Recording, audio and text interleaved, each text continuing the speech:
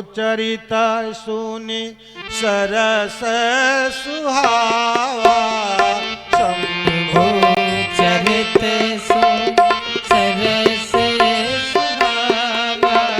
शंभु चरित सुनि सरस सुहावा। शंभु चरित सुनि सरस सुहावा।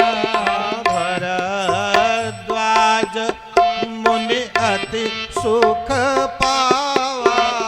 भरद्वाज मुनि अति सुख पावा। बहुलालसा कथा पर बाढ़ी।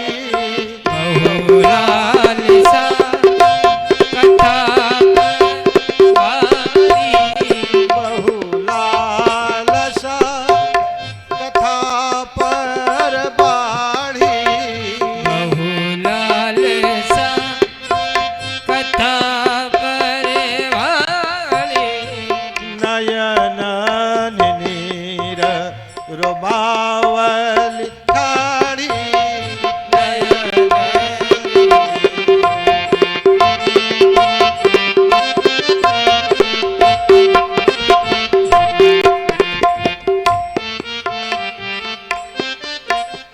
प्रेमो विवश मुख आवन बानी। प्रेमो विवश मुख आवानी। प्रेमो विवश मुख आवन बानी। प्रेम विवश मुख आवन जानी। दशा देखी हर से मुनि जानी। दशा देख से मुनि ज्ञानी। दशा देखी हर से मुनि जानी। दशा देख से मुनि ज्ञानी। अहो धन्य तुम धन्य मुनीसा। अहो धन्य तुम धन्य मुनीसा। तुम ही प्राण प्रिय समगौरीसा। तुम ही प्राण सम प्रिय गौरीसा। तुम ही प्राण प्रिय गौरीसा। भरद्वाज जी की दशा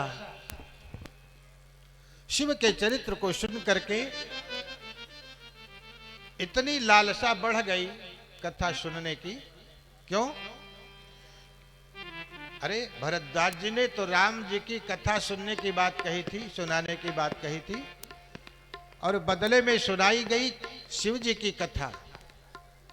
लेकिन भरद्वाज जी ने एक बार भी याज्ञवल्क्य को टोका नहीं। ये नहीं कहा कि महाराज आप तो राम कथा के बजाय शिव कथा कह रहे हो। इतने पुलकित हो गए, मन प्रसन्न हो गया, आंखों से प्रेम के अश्रु गिरने लग गए और शरीर के जितने भी रोमे हैं ना, वो सब रोमे खड़े हो गए। ऐसी दशा हो गई।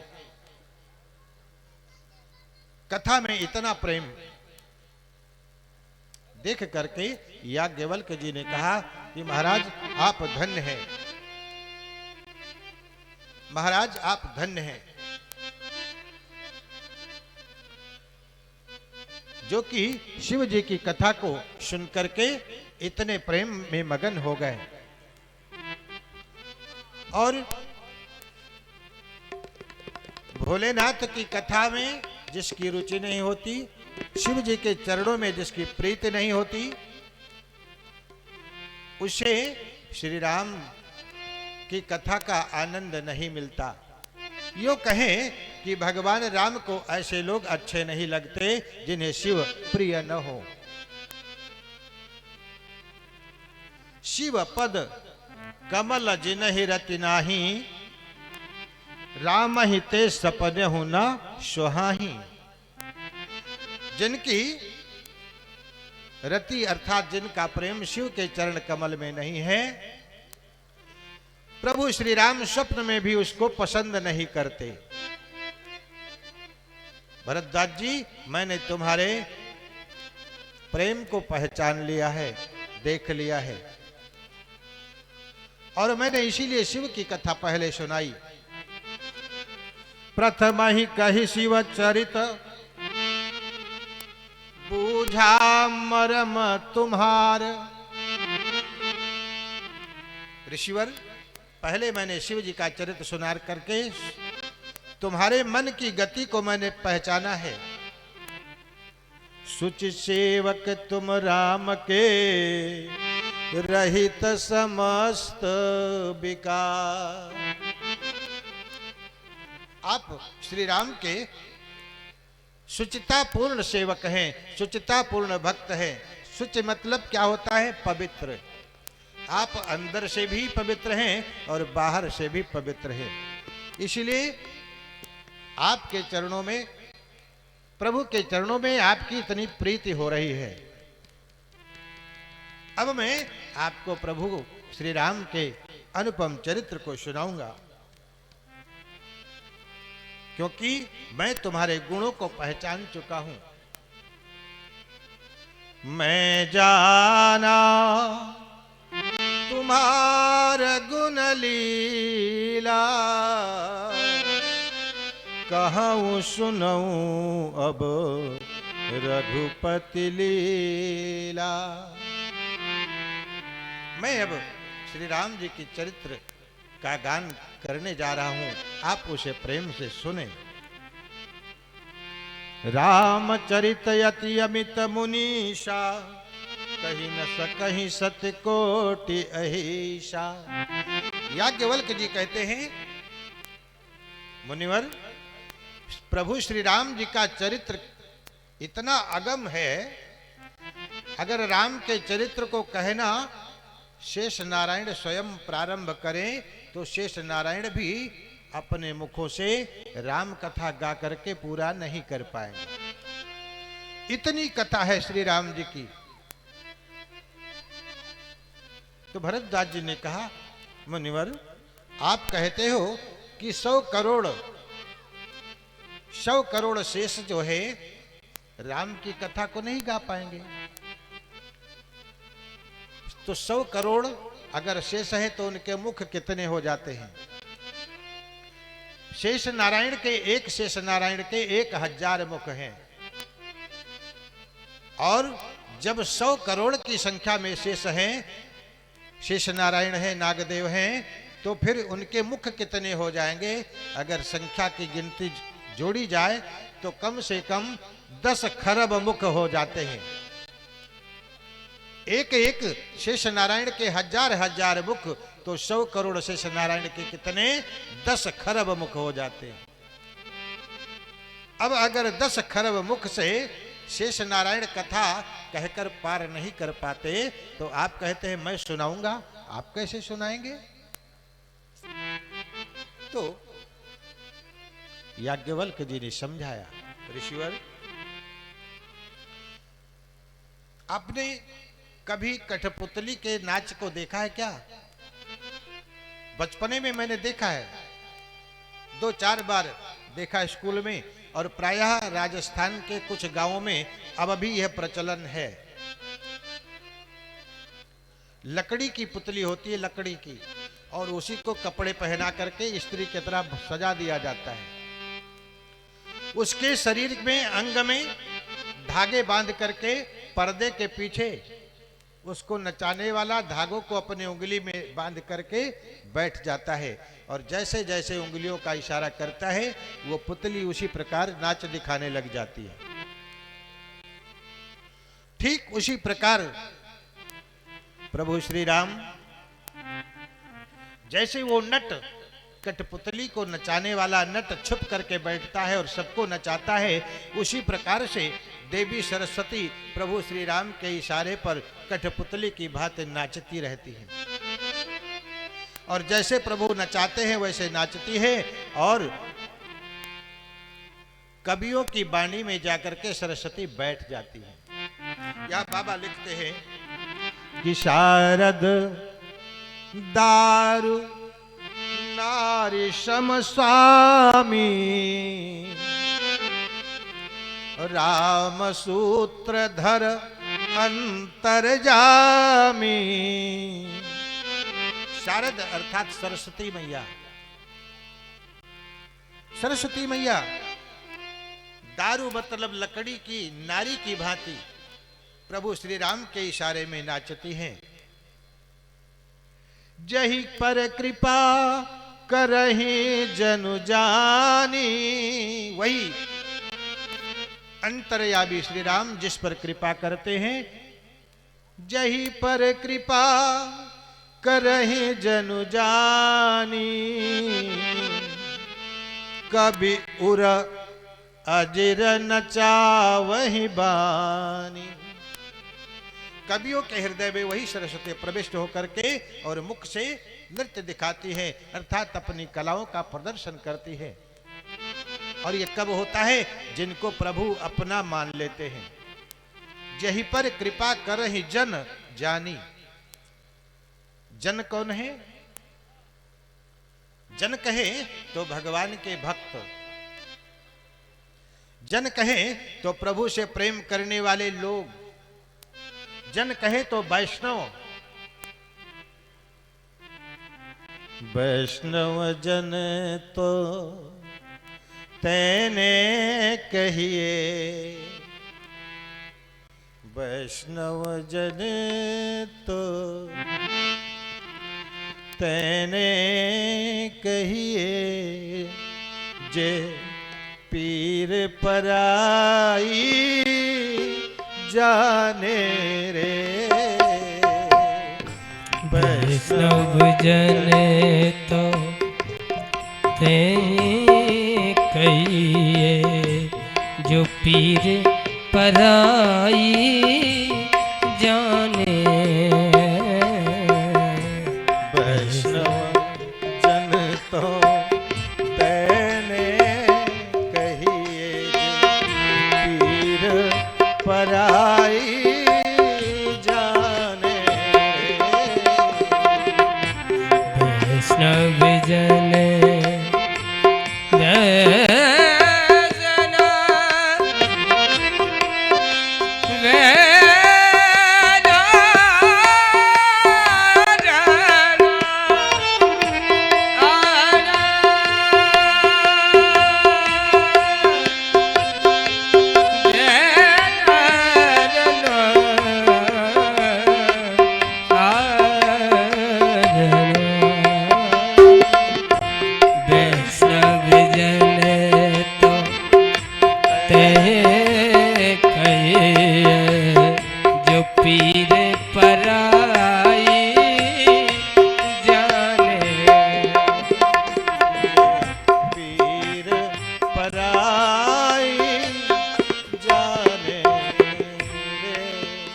वैष्णव हैं, प्रभु के भक्त हैं, अकारण ही दूसरे की पीर को देख करके द्रवित हो जाते हैं।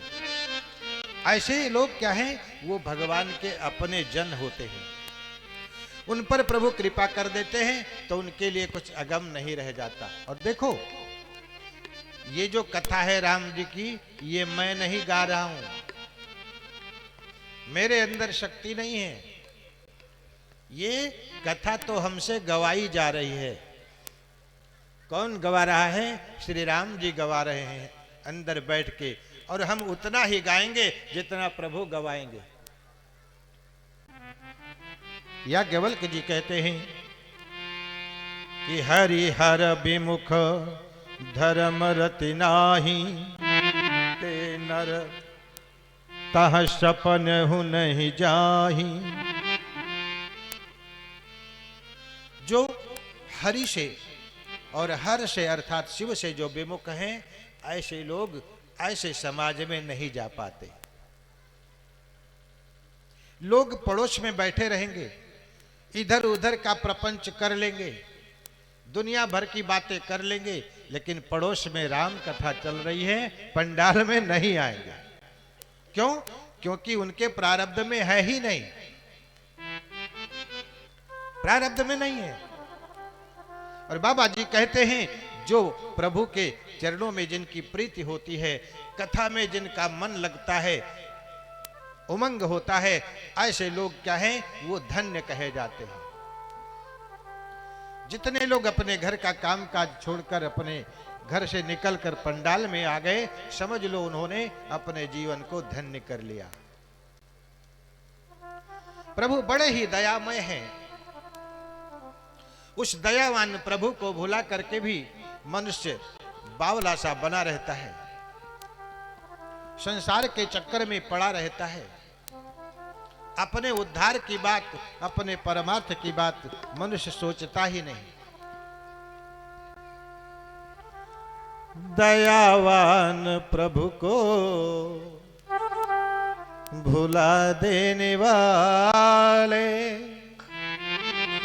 दयावान प्रभु को भुला देने वाले, आखिर तेरा क्या ठिकाना बनेगा।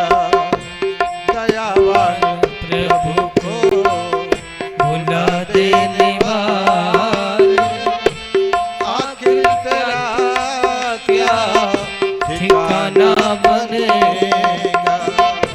दयावान प्रभु को भुला देने वाले, आखिर तेरा ठिकाना बनेगा। दयावान प्रभु को भुला देने वाले, आखिर तेरा क्या ठिकाना बनेगा। आखिर तेरा क्या ठिकाना बनेगा। आएगा बुलावा जब रे प्रभु का, आएगा बुलावा जब रे प्रभु का, कोई न कोई तो बहाना बनेगा। कोई न कोई तो बहाना बनेगा।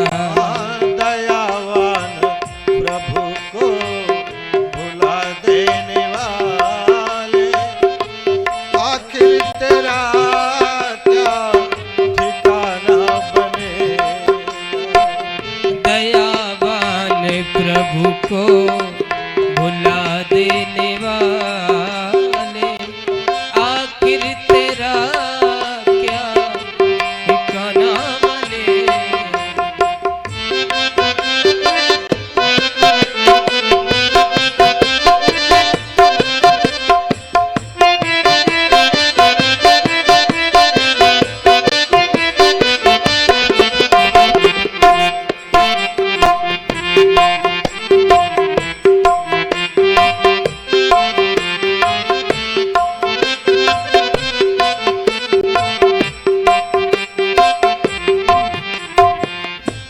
जो प्रेम तुमको था लुटाना प्रभु पर, वो प्रेम तुमने लुटाया जगत में।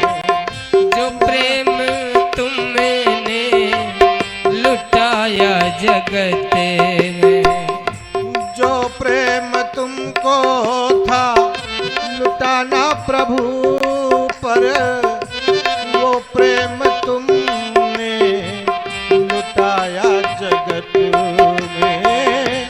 वो प्रेम तुमने लुटाया जगत में। और आएगा एक रोज ऐसा भी मौका, आएगा एक रोज ऐसा भी मौका, दुश्मन ये सारा जमाना बनेगा। ओ दुश्मन ये सारा जमाना बनेगा। आएगा एक रोज ऐसा भी मौका, दुश्मन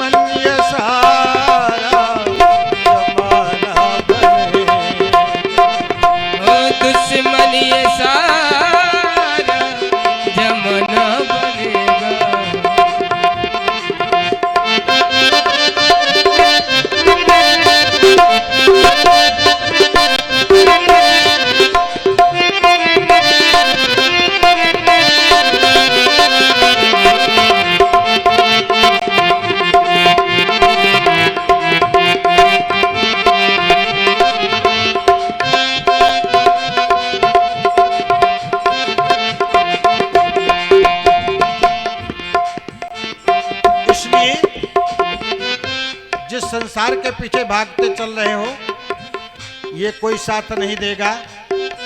एक दिन ऐसा मौका आएगा कि परिवार वाले भी अपना दुश्मन मानेंगे तुम्हें। इसीलिए साधक कहता है, जब तक है मौका भजन हरि का कर ले। जब तक है मौका भजन हरि का कर ले। सदा उर में ईश्वर की तस्वीर धर ले। सदा उर में ईश्वर की तस्वीर धर। जब तक है मौका भजन हरि का कर ले। सदा उर में ईश्वर का तस्वीर धर ले। सदा दिल में ईश्वर की तस्वीर धर ले। अच्छे बुरा तेरे सारा करम ही। अच्छा बुरा तेरा सारा करम ही। तेरे बाद तेरा फसाना बनेगा। अच्छा बुरा तेरा करम। तेरे बाद तेरा फसाना रहेगा। दयावान प्रभु को भुला देने वाले। आखिर तेरा क्या ठिकाना बनेगा। दयावान प्रभु को भुला देने वाले। आखिर तेरा क्या ठिकाना रहेगा।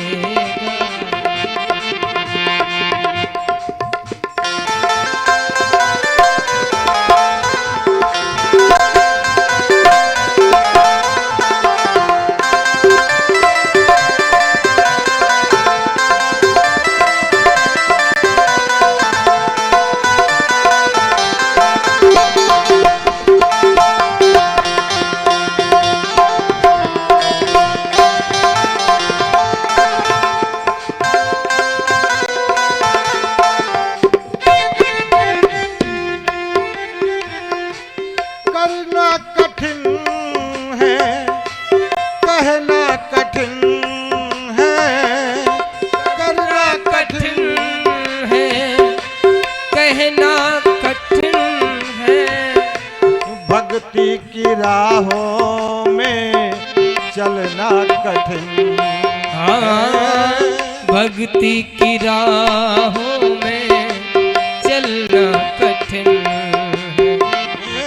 करना कठिन है सहना कठिन है। भक्ति की राहों पे चलना कठिन है। हाँ भक्ति की राहों पे चलना कठिन है। उन्हीं को मिलेगी ईश्वर की भक्ति। उन्हीं को मिलेगी ईश्वर की भक्ति। जो दिल से प्रभु का दीवाना बने। उन्हीं को मिलेगी ईश्वर की भक्ति। जो दिल से प्रभु दीवाना बने। दयावान प्रभु को भुला देने वाले। आखिर तेरा क्या ठिकाना बनेगा। दयावान क्या ठिकाना बनेगा। आखिर तेरा क्या ठिकाना बनेगा। दयावान प्रभु को भुला देने वाले। आखिर तेरा क्या ठिकाना बनेगा। जीवन सार्थक तभी है कि जब हम प्रभु से जुड़े रहें, प्रभु के साथ हमारा मेल बना रहे। याज्ञवल्क्य जी कहते हैं, प्रभु भोलेनाथ जब देव कार्य संपन्न हो गया, एक दिन अपनी कुटिया से निकले हैं और कैलाश पर्वत के ऊपर कुछ दूर चल करके देखा, एक बड़ा ही सुंदर बड़ का वृक्ष है। बड़ कहें तो बरगद का, बरगद का बड़ा ही सुंदर वृक्ष है, जिसकी घनी छाया दूर दूर तक फैली हुई है। शीतल मंद सुगंधित हवाएं चल रही हैं और आज शिव जी का मन एकदम मगन हो रहा है। उस वृक्ष के नीचे बैठकर शिव जी ने प्रभु का नाम जपना प्रारंभ कर दिया, स्मरण करना प्रारंभ कर दिया। पार्वती मैया ने देखा भोलेनाथ को कि आज स्वामी बड़े ही खुश दिखाई दे रहे हैं, बड़े प्रसन्न हैं। तो पार्वती माँ ने सोचा कहीं ऐसा न हो कि इनकी समाधि लग जाए, और समाधि लग जाएगी तो कितने हजार वर्षों के बाद खुलेगी कुछ पता नहीं। इसलिए माँ बड़े ही प्रेम के साथ में भोलेनाथ के पास आई और भगवान को प्रणाम किया। आज शिव जी ने पार्वती जी का बड़ा ही आदर किया। बाबा लिखते हैं कि जान प्रिया अति आदर कीन्हा, बाम भाग आसन हर दीन्हा। प्रिया समझ करके मेरी धर्म पत्नी है, आज बड़ा प्रेम हो रहा है। और शिव जी ने आदर के साथ में अपने वाम भाग में बिठाया। पार्वती मां बैठ गई और मन में विचार करने लग गई कि देखो, एक दिन वह भी था कि जब हमारे प्रभु ने हमें सम्मुख बिठाया था, मां का स्थान दिया था। बहुत समय के अंतराल में यह सुख हमें प्राप्त हो रहा है। भगवान शिव ने बाघंबर अपने हाथ से बिछाया है और उस पर प्रभु विराजे हैं। उस समय शिव जी ऐसे लग रहे हैं जैसे शांतरस स्वयं ही शिव जी के वेश में आ गया हो, बैठा हो। बैठे सोह काम रिपु कैसे, धरे शरीर शांत रस जैसे। मानो शांत रस शरीर धारण करके आ गया हो। मां ने प्रणाम किया है और पूर्व जन्म की कथा इनके चित्त में मन में आ गई। भगवान शिव ने आज मां के मन के प्रेम का दर्शन किया कि आज कितने प्रेम से पार्वती आकर के वाम भाग में विराजी हैं और शिव जी की स्तुति करती हैं। कैसे? बाबा लिखते हैं चौपाइयों के माध्यम से कि विश्वनाथ ममनाथ पुरारी, विश्वनाथ ममनाथ पुरारी, भुवन महिमा विदित तुम्हारी, त्रिभुवन महिमा विदित तुम्हारी, विश्वनाथ ममनाथ पुरारी, विश्वनाथ ममनाथ पुरारी, चर अरु अचर नाग मुनि देवा, चरे अरु अचर नाग नर देवा सकल करही पद पंकज सेवा सकले करहे पद पंकज सेवा सकल करही पद पंकज सेवा सकले करहे पद पंकज सेवा जो मोह पर प्रसन्न सुख राशि जो मोह पर प्रसन्न सुख राशि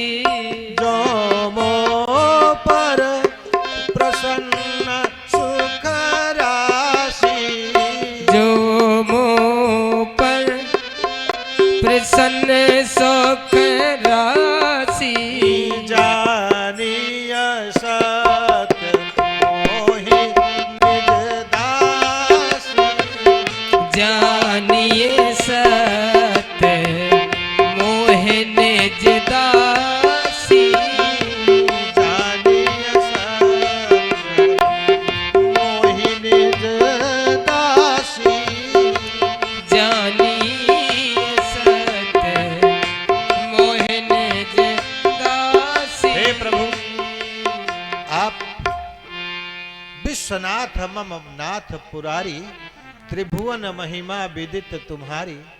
प्रभु आप विश्वंभर हैं, विश्व के नाथ हैं, तीनों लोक में आपकी महिमा विद्यमान है, तीनों लोक में आपके यश का गान होता है।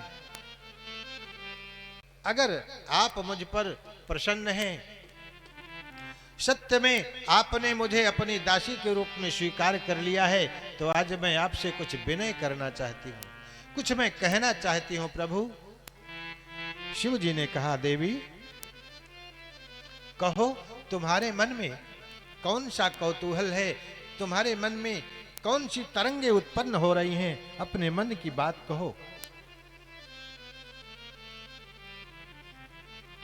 पार्वती मैया फिर संकोच में आई और फिर दोबारा भगवान शिव जी के चरणों में प्रणाम किया और फिर कहने लगी, प्रभु जे मुनि परमारथवादी कहि राम कहु ब्रह्म अनादि शेष शारदा वेद पुराणा सकल करहि रघुपति गुण गाना। देखिए पार्वती मैया का प्रश्न वही है, वही पिछले जन्म वाला, क्योंकि वहां इनके मन में संदेह था कि ये राम भगवान नहीं है, ये मनुष्य हैं। और आज इतने दिन के बाद दूसरे जन्म में भी शिव के साथ में जब विवाह हुआ तो अभी मां के मन में संशय अभी बना हुआ है। और वही बात फिर दोहराई है कि शेष सरस्वती वेद जिनका बखान करते नहीं थकते, वेद भगवान नेति नेति कह करके विश्राम ले लेते हैं। और प्रभु तुम पुनि राम राम दिन राति, मैं देखती हूं कि दिन और रात प्रभु आप तो राम राम का ही जप करते रहते हो। सादर जपहु अनंग आराती, वेद बखान करते हैं, शेष शारदा जिनके यशों का गान करते हैं और आप जिनका ध्यान करते हैं, जिनका भजन करते हैं, उन्हीं के मन में अभी भी हमें संदेह बना हुआ है प्रभु कि जो नृप तनय त ब्रह्म किमि नारी बिरह मति भोरी देख चरित महिमा सुनत भ्रमित बुद्धि अति मोरी। मेरे मन का भ्रम, मेरे बुद्धि का भ्रम अब भी दूर नहीं हुआ है।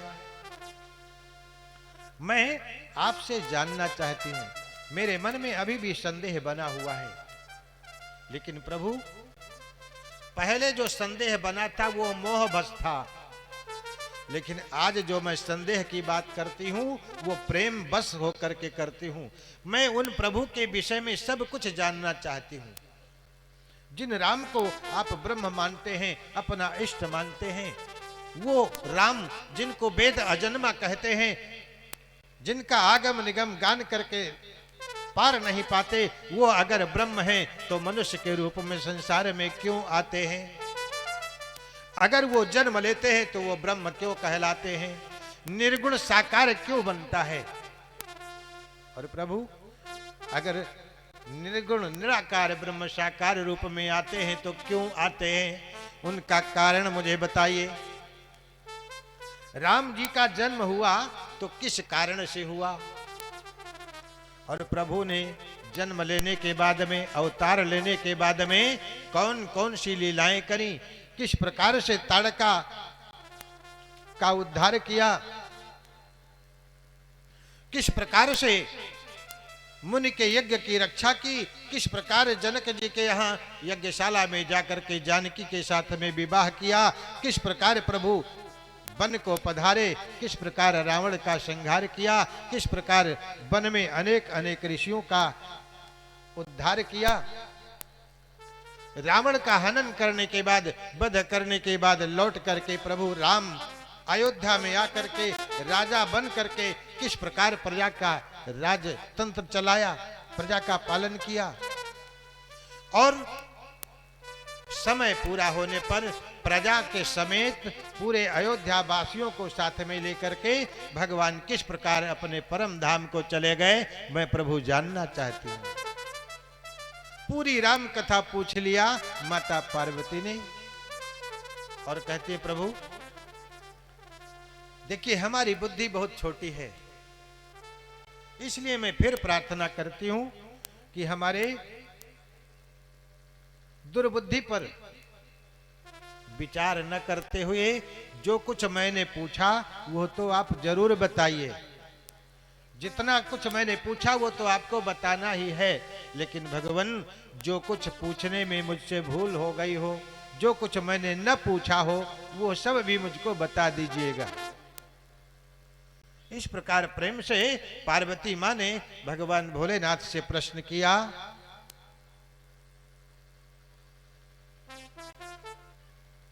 भोले बाबा का हृदय गदगद हो गया और याज्ञवल्क जी भरद्वाज जी को कहते हैं कि हे भरद्वाज जी, अब मैं प्रभु राम की कथा आपको सुनाने जा रहा हूं। और ये कथा अब तीसरे घाट पर चली जाती है। पहले दिन मैंने बताया था ना 4 घाट मानस के। पहला घाट शरणागति घाट, जहां के वक्ता गोस्वामी तुलसीदास जी। दूसरा ज्ञान कर्मकांड घाट, जिसके वक्ता याज्ञवल्क जी महाराज तीर्थराज प्रयाग में। और तीसरा घाट है जिसको बोलते हैं ज्ञान घाट। ये है कहाँ? ये है कैलाश पर, जहां पर वक्ता है भगवान भूत भावन भोलेनाथ और श्रोता है मैया पार्वती। बोले उमा महेश्वर भगवान की जय। मैं तुमको वही कथा सुनाने जा रहा हूं जो प्रसंग भोलेनाथ मां पार्वती को सुना रहे हैं।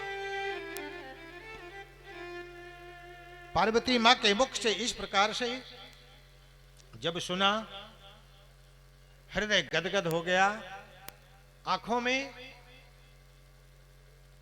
प्रभु के दर्शन की लालसा बढ़ गई, हृदय आनंदित हुआ। और रामचरित्र जितने थे, प्रभु राम की जितने भी कथा है, वो सब भोलेनाथ के हृदय में प्रकट हो गई। सारी कथा हृदय में प्रकट हो गई। हर ही रामचरित सब आए, बाबा लिखते हैं, हर ही रामचरित सब आए और प्रेम पुलक लोचन जल छाए। प्रेम से शरीर पुलकित हो गया, आंखें सजल हो गई। और इसी प्रेम में मगन ध्यान रस दंड जुग पुनि मन बाहर कीन। रघुपत चरित महेश तब हर्षित बरनैली। इतना प्रेम हुआ हृदय में कि बाबा जी 2 दंड के लिए ध्यान में चले गए। 2 दंड का समय कितना होता है? 1 दंड के मतलब होता है 24 मिनट। 1 दंड का समय 24 मिनट, तो 2 दंड का अर्थात 48 मिनट के लिए भोले बाबा ध्यान में चले गए। मन में मगन होकर के प्रभु के ध्यान में ही मगन है, पुलकित हो रहे हैं ध्यान में बैठ करके।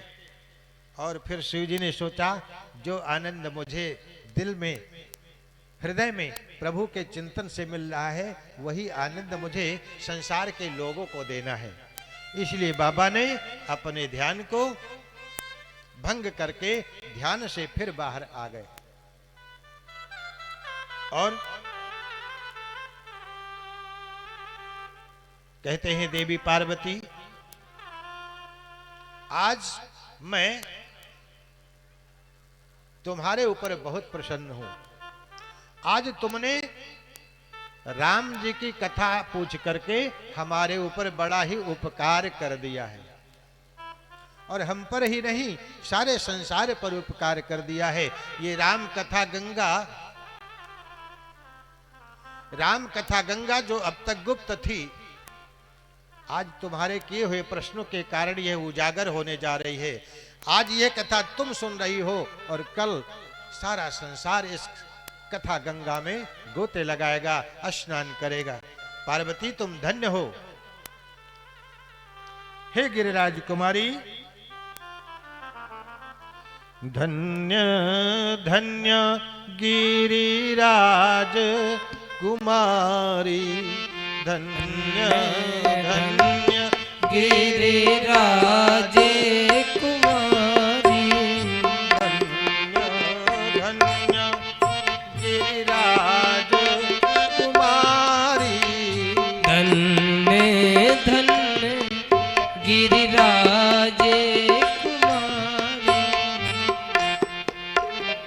तुम समान नहीं तो उपकारी, तुम समान नहीं को उपकारी।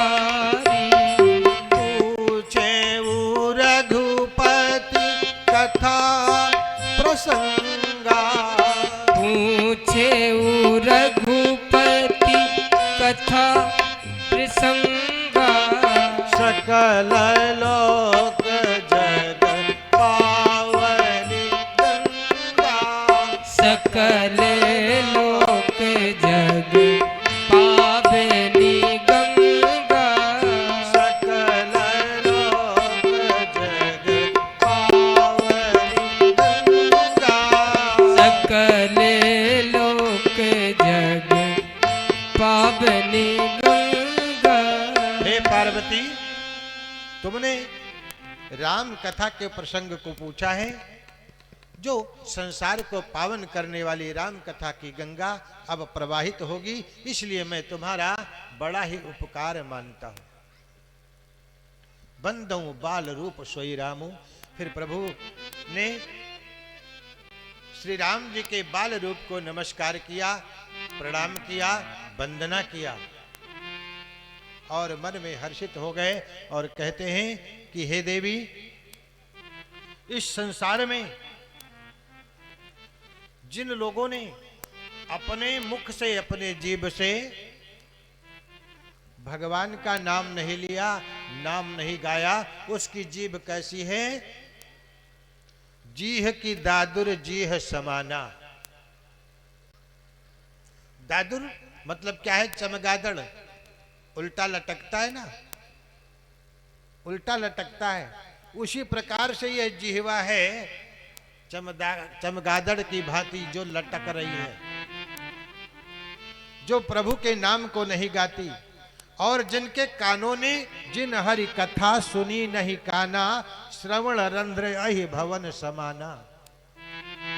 उसकी श्रवण रंध्र, कानों के जो छेद है क्या है? वो सांपों के रहने वाली बिल के समान है।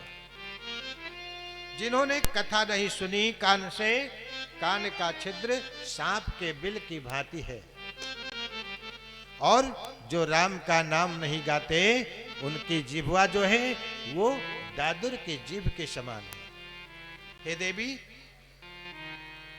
जिन हर भगत हृदय नहीं आनी, जिनके हृदय में, दिल में भगवान की भक्ति नहीं बनती है, नहीं प्रविष्ट होती है, उनका हृदय क्या है? वो पाखाड़ है, अर्थात पत्थर है। इस प्रकार भगवान शिव कहते हैं कि जीवन का मूल तत्व क्या है? मानव जीवन पाने का, मानव जीवन में जीवन बिताने का रहस्य क्या है? यही रहस्य है कि हम किसी भी तरह से परमात्मा से जुड़ जाएं, किसी भी तरह से। और जुड़ने का साधन क्या है? जुड़ने का साधन है भगवान की कथा। श्रवण किया जाए, मनन किया जाए, चिंतन किया जाए। कैसे? श्रद्धा और विश्वास के साथ में किया जाए, तो ये कथा फलदायी होगी, भगवान का प्रेम आपको प्राप्त हो जाएगा। इसलिए भगवान की कथा में रति रखनी चाहिए। प्रभु श्री राम ने जब माता सबरी को नवधा भक्ति का उपदेश किया, तो वहां पर सबसे पहले क्या आया? प्रथम भक्ति में सत्संग बताया कि प्रथम भगत संतन कर संगा। पहली भक्ति है संतों का संग करो। दूसर रति मम कथा प्रसंगा। सत्संग करोगे तो वहां से आपको भगवान की कथा सुनने को मिलेगी। और जो गुरु आपको कथा सुनाए, उपदेश सुनाए, उनके वचन पर विश्वास करो, उनके चरणों की सेवा करो, उनके अनुशासन में रहो। 9 प्रकार की भक्ति जो बताई, सबसे पहली भक्ति है संतों का संग। दूसरी भक्ति है सत्संग, कथा श्रवण करना, संतों का संग करना, ये पहली सीढ़ी है। साधक कहता है, किस धुन में बैठा बावरे, किस धुन में बैठा बावरे, तू किस मद में मस्ताना है। ओ सोने वाले जाग जा, संसार मुसाफिर खाना है। ओ सोने वाले जाग जा, संसार मुसाफिर खाना है। किस धुन में बैठा बावरे, किस धुन में बैठा है बाबरे, किस धुन में बैठा बावरे, किस धुन में बैठा बाबरे, इस मद में मस्ताना है। किस मद में मस्ताना है। ओ सोने वाले जाग जा, संसार मुसाफिर खाना है। सोने वाले जाग जा, संसार मुसाफिर खाना है। ओ सोने वाले जाग जा, सारे मुसाफिर खाना है। जाग जाओ भाइयों, जाग जाओ थोड़ा। काहे सो रहे हो भैया?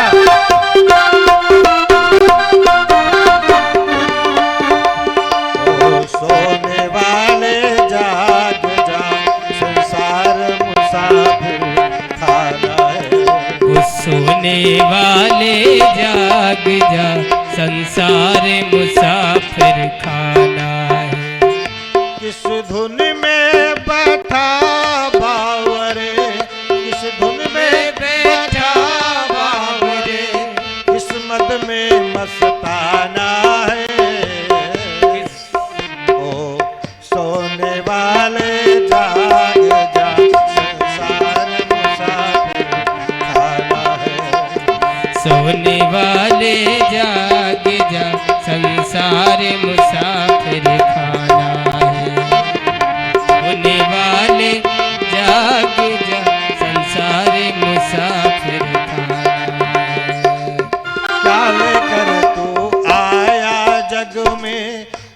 लेकर तू जाएगा, क्या लेकर तू आया जग में, क्या लेकर तू जाएगा, क्या लेकर तू आया जग में, क्या लेकर के जाएगा, क्या लेकर तू आया जग में, क्या लेकर के जाएगा।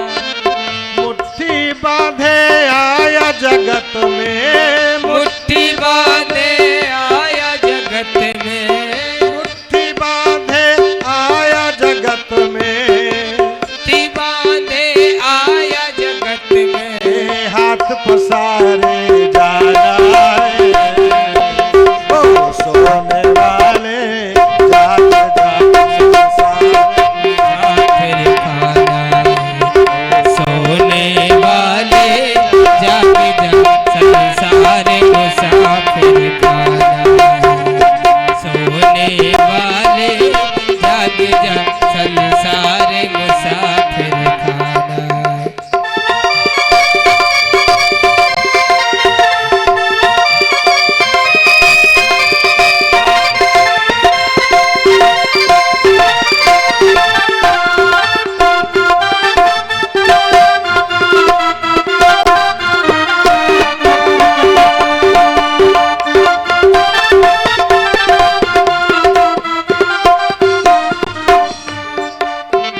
कोई आज गया कोई कल जाए, कोई चंद रोज में जाएगा, कोई आज गया कोई कल जाए, कोई चंद रोज में जाएगा, कोई आज गया कोई कल जाए, कोई चंद रोज में जाएगा, कोई आज गया कोई कल जाए, कोई चंद रोज में जाएगा, कोई चंद रोज में जाएगा, कोई चंद रोज में जाएगा।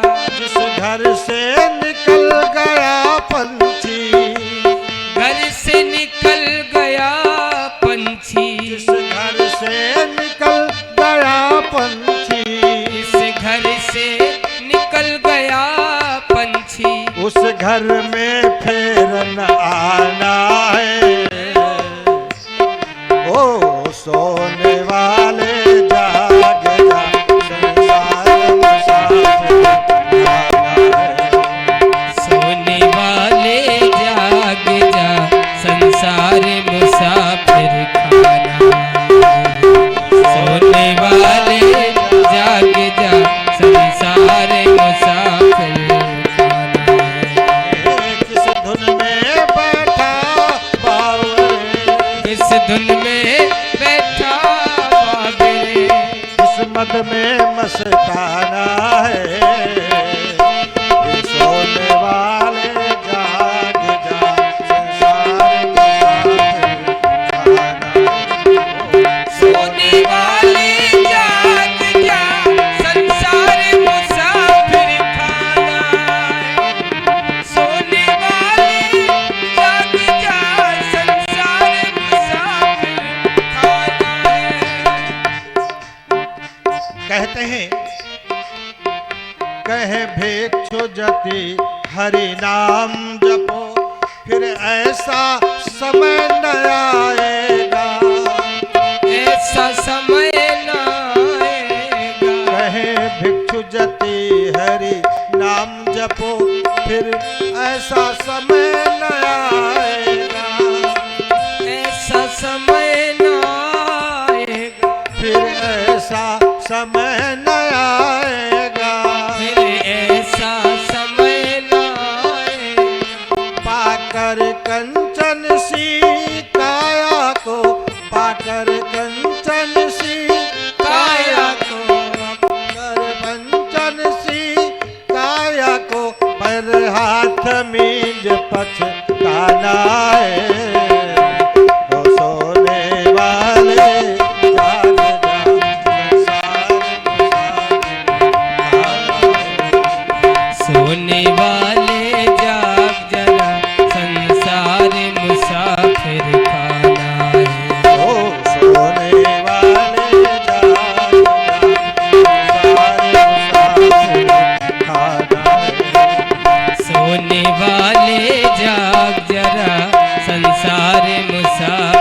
खाना है, संसार मुसाफिर खाना है, संसार मुसाफिर खाना है।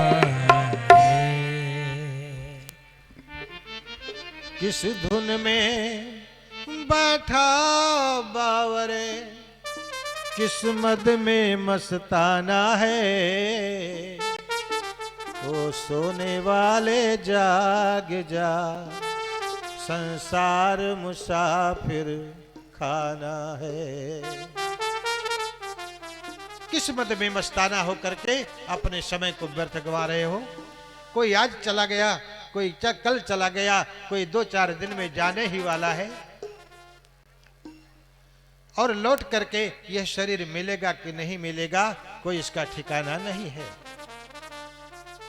इसलिए कहते जगा कौन है? जानिए तबहि जीव जब जागा, जानिए तबहि जीव जब जागा, जब सब तज मन होई विरागा।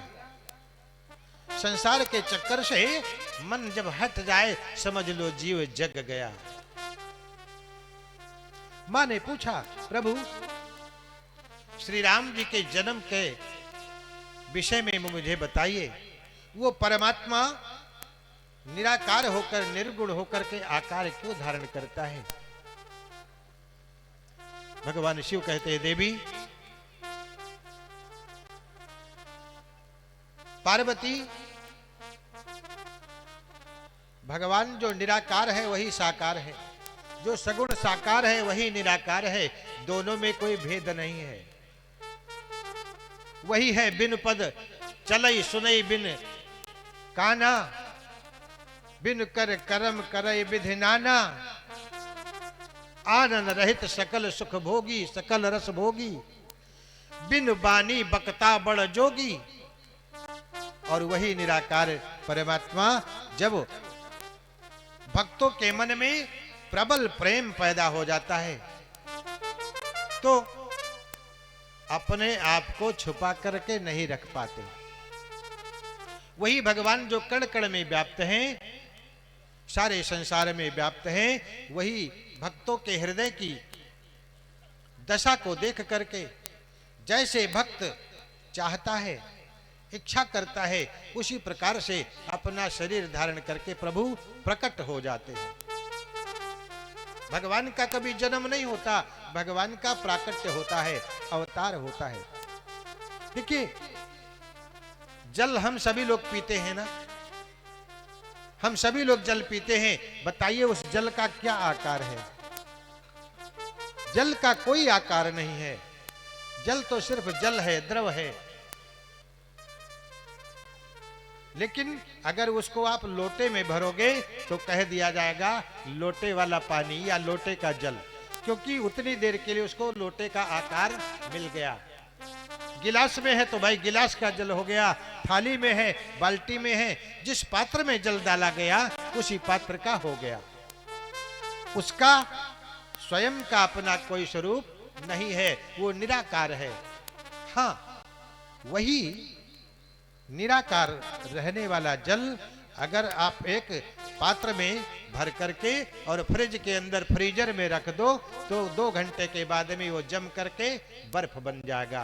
तो जब बर्फ बन जाएगा तो उसको आकार भी मिल जाएगा और नाम भी मिल जाएगा।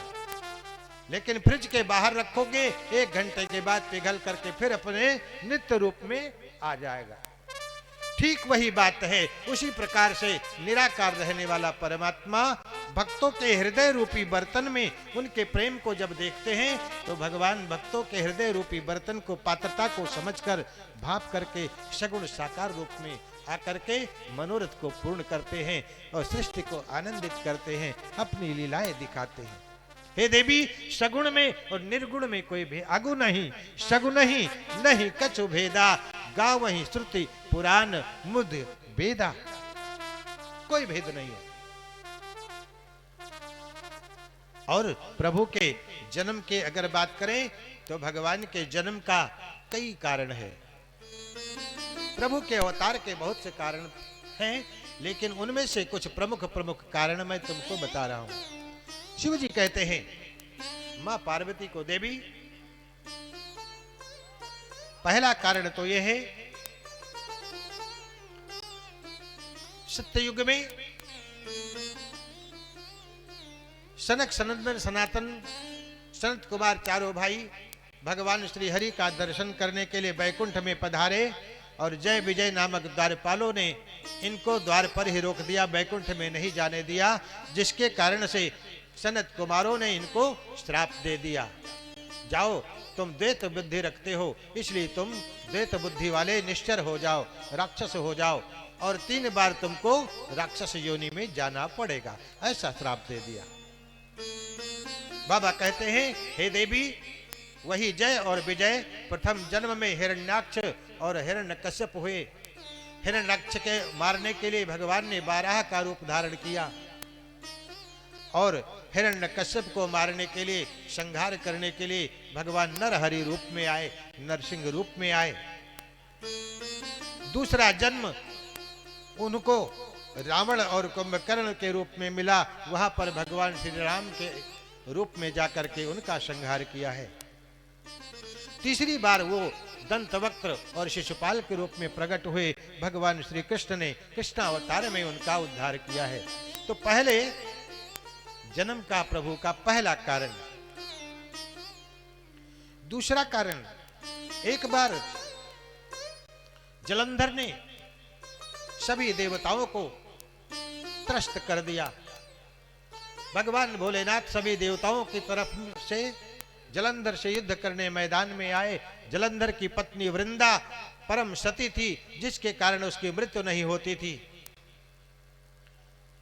भगवान श्री हरि ने छल करके और उसके सतीत्व को नष्ट किया है। तब भगवान शिव ने अपने त्रिशूल से जलंधर का संहार किया, और जब वृंदा को पता चला विष्णु के छल का, तो उसने श्राप दे दिया भगवान को। उस श्राप के कारण भगवान को अवतार धारण करना पड़ा। यह प्रभु के अवतार का दूसरा कारण है।